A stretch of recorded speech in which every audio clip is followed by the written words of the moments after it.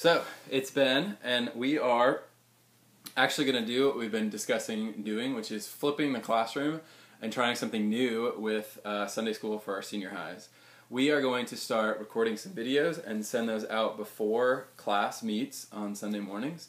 And we're going to discuss what we give you a little bit of a preview or a trailer or something, whatever you want to call it, about what we're going to actually discuss on Sunday mornings. So for those that are wondering what we're going to discuss, you'll have a little bit of a brief introduction. And for those who can't be here, we realize that this Sunday is still fall break. It's the season of fall breaks.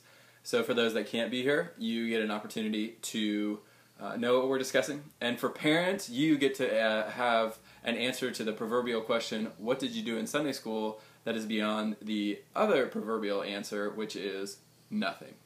So this week we're talking about Job. We're going to finish our series on Job. We're talking about the end of Job in chapter 38, specifically verses 1 to 7 and 34 to 41.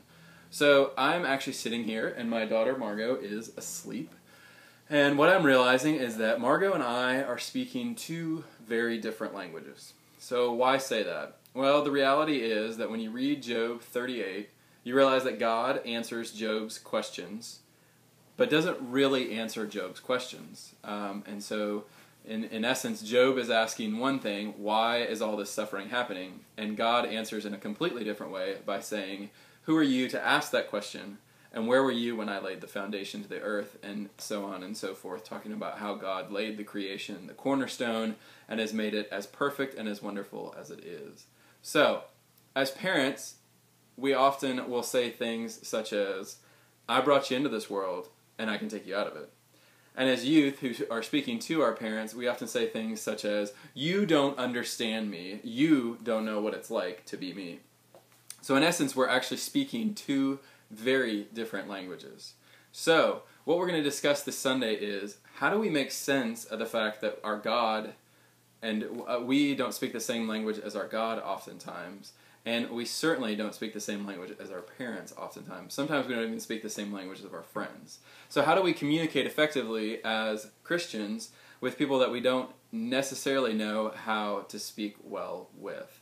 We're going to discuss things such as, what does it mean to have a God who's in control, but we don't quite know what that means in terms of God not telling us exactly?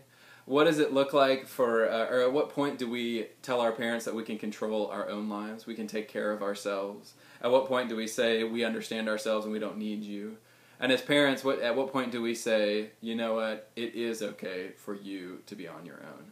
These are all questions that we're going to really struggle with and wrestle with this weekend. And I invite all of you, as many of you can come. We'll be down in the senior high room.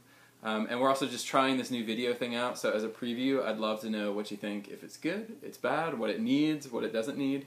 And in the end, as I wrote last week in the weekly update, and what you will continue to hear from both Claire and me and others in the youth ministry, we want you to know that God loves you.